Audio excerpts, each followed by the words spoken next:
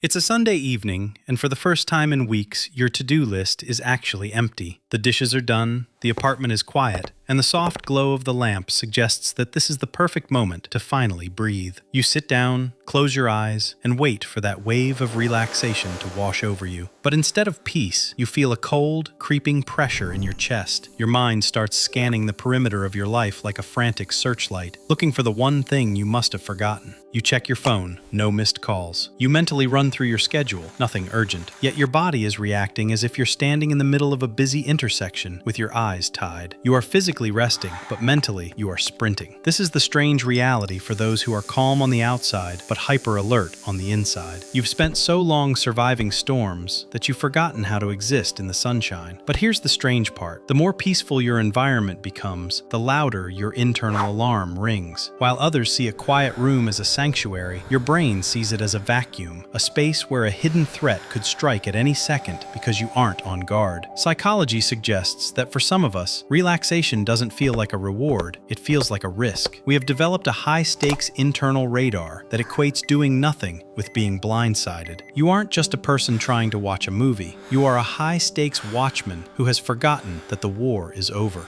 And this is where things get interesting, because this static in your silence isn't a glitch in your personality. It's a sophisticated survival mechanism that was once very necessary. To understand why a quiet room feels like a threat, we have to look at how your brain was wired. Most people operate on a basic assumption that no news is good news. But for you, the high-stakes watchman, no news simply means I haven't found the problem yet. This is called safety scanning, and it's a full-time, subconscious job that consumes almost all your energy. Think of your mind like a highly sensitive military radar dish, positioned on top of a beautiful, peaceful home in suburbia. It's always spinning. Even when you are watching a movie or having dinner, that radar is searching for faint signals of danger, a slightly off-tone text message from your boss, a strange look from your partner, or a dull ache in your back. But there's a deeper reason for this. This radar was calibrated in an environment where things did go wrong, often without warning. Perhaps you grew up needing to predict the unpredictable mood of a parent, or you had to become responsible far too soon. In that world, being on guard wasn't a choice, it was how you protected yourself. The problem is, you've kept the system running long after you left that high-stakes environment. Now, when everything is safe, your radar experiences a zero-input panic. It doesn't know how to exist without processing a crisis, so if life isn't giving you a real problem, your mind is specialized in inventing one, just so the radar has something to do. You become addicted to preparing for the worst, because it's the only way you feel prepared at all. Most people never notice this part, but being this hyper-alert makes you deeply exhausted, yet incredibly efficient. You are the one everyone turns to when a real emergency hits, because you've already rehearsed it 1,000 times in your head. Or maybe this sounds exactly like you? Are you the person who feels more at peace solving an unexpected crisis than you do sitting on a beach? Let me know in the comments. And this leads to a fascinating, yet painful, daily habit. To manage this invisible noise, you don't find peace, you find a substitute. Since your brain doesn't know how to handle a vacuum of peace, it starts building a fortress. This is what we call the productivity shield. Have you ever noticed that the moment you sit down to rest, you suddenly remember 3 chores that absolutely must be done right now? Or you start scrolling through your emails, looking for a problem to solve? This is the central paradox. You are socially successful, but emotionally exhausted. To the outside world, you look like a high achiever. You're organized,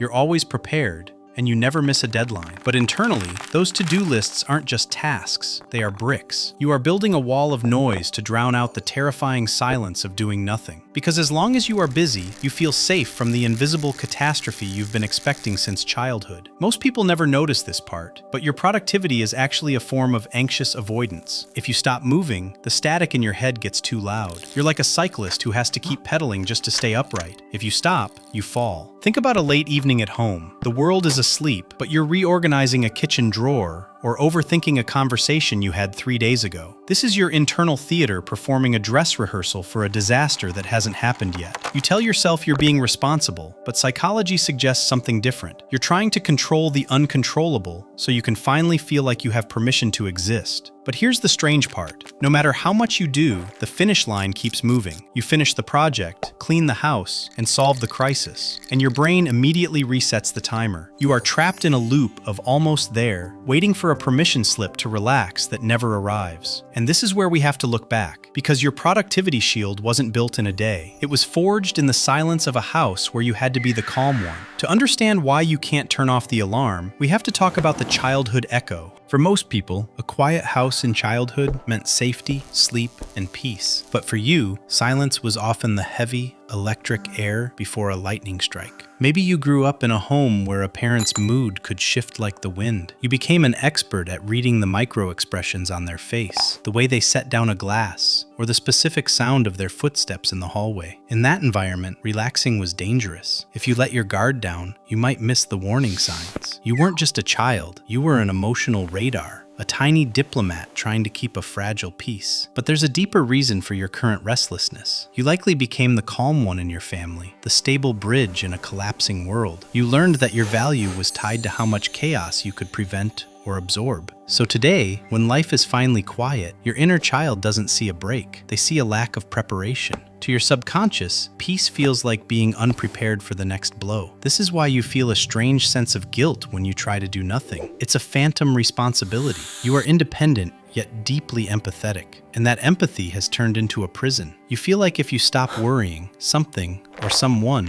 will fall apart. Have you ever felt like you were the only one holding everything together, even when there was nothing to hold? Or perhaps you were the child who had to be the adult before you were ready. This is the core of the high-stakes Watchman identity. You've spent a lifetime walking on eggshells, and now that you're standing on solid ground, you're still waiting for the crunch. But here's the strange part. The threat you are scanning for isn't outside anymore. It's a memory living in your nervous system. And this realization is the first step to finally laying down your shield. The hardest thing to accept is that the crisis you are preparing for has already happened. You aren't waiting for a storm, you are living in the echo of one that ended years ago. When you sit in a quiet room and feel that creeping anxiety, it isn't a premonition of the future, it's a memory of the past. You've spent your life as a high-stakes watchman, convinced that your worry is the only thing keeping the world from spinning off its axis. But here is the ultimate truth. The world doesn't stay together because you're stressed. It stays together because it is solid. Your hypervigilance isn't a shield. It's just a weight you've grown so used to carrying that you've mistaken it for your own skin.